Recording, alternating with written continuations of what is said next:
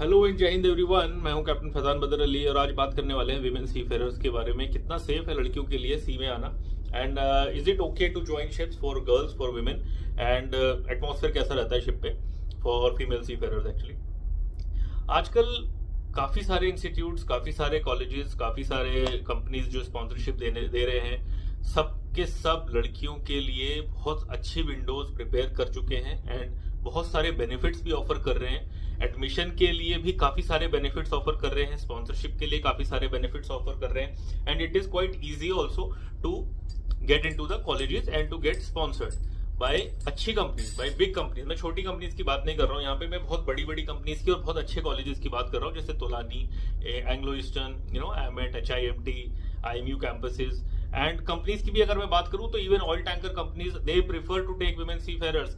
बहुत बड़ी बड़ी जो कंपनीज है जैसे Shell, Chevron, BP, Maersk, MSC and all these company के बड़ी बड़ी जो जायंट्स हैं, they actually want women seafarers to come forward and join their ships. Now अगर इतनी बड़ी कंपनीज एंड इतना जो विमेन एम्पावरमेंट की बातें हम लोग कर रहे हैं, तो शिप पे जाने के बाद कितना सेफ है विमेन सी फेयरर्स के लिए, ये भी बड़ी एक इंपॉर्टेंट पॉइंट है। तो ये मैं बता दूं कि मैंने काफी विमेन सी फेयरर्स के साथ सेल किया है, and it is absolutely safe for women seafarers on every ship. I am talking about foreign going ship. अगर आपको शिप पे ज्वाइन करना है, you are a female, you are a girl, you are a woman, अगर आपको join करना है, there is no doubt whatsoever about the safety. Safety के लिए कोई परेशानी है ही नहीं।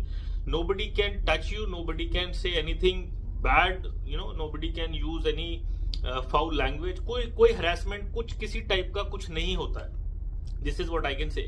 अगर होता है, there are very strict regulations about that, there are very strict rules about that, and very prompt actions are being taken by companies, by organisations जो फीमेल सीफेयरर्स को प्रमोट कर रहे हैं। एंड द रिस्पॉन्सिबिलिटी जो है ना, वो ultimately organisation के ऊपर आ जाती है। अगर फॉर एग्जांपल एक कंपनी विमेन सीफेयरर को एम्प्लॉय कर रही है, या फीमेल या मेल व्हाटसोएवर, तो उसकी सेफ्टी की जो जिम्मेदारी है, it lies to the organisation जिसने उसको हायर किया है। It is as per the law.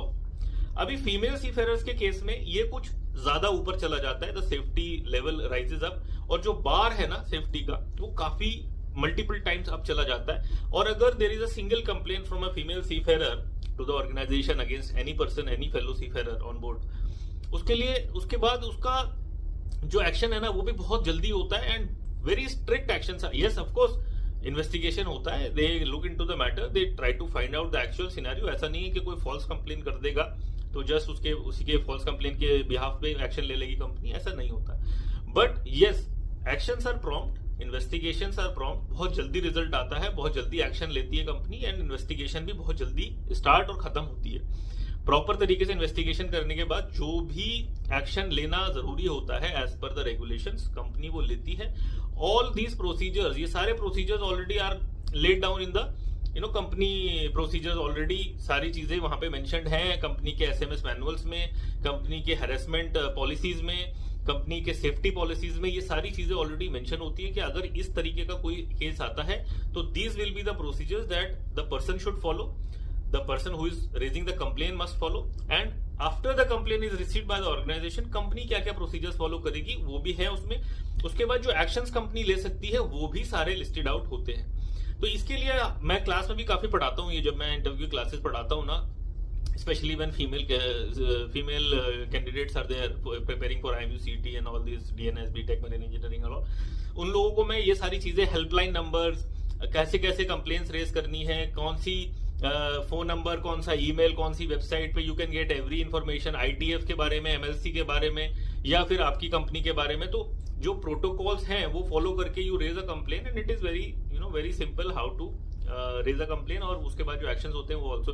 तो जब इतना सारा स्ट्रिक्ट रेगुलेशंस है, तो जाहिर सी बात है कि people will be fall in line, they will definitely work in order, और हरासमेंट की जो सिचुएशंस हैं या जो पॉकेट्स हैं जहां हरेसमेंट हो सकती है, वो ऑलरेडी मिनिमाइज कर दी है कंपनीज ने after they have framed all these regulations. ये फ्रेमवर्क ऐसा बना दिया है कि कोई भी हरेसमेंट करने से पहले 1000 बार सोचेगा, एंड इवेंचुअली हरेसमेंट्स की जो अभी केसेस हैं वो ऑलमोस्ट नलीफाई हो चुके हैं। There are no harassments on board, and very strict regulations are in place. So women seafarers can come forward, and actually now we see many women officers. They are handling big ships, big tankers. Yesterday only I was talking on VHF to a ship, and वहाँ पे chief officer was a lady. I felt nice, and she was an Indian lady actually. So I felt nice talking to her on VHF. So there is no point, falling back. There is no point just thinking. You can come ahead and you can join the ships. I think and I hope this video will help the women seafarers who are planning to go. Good luck, Jai Hind.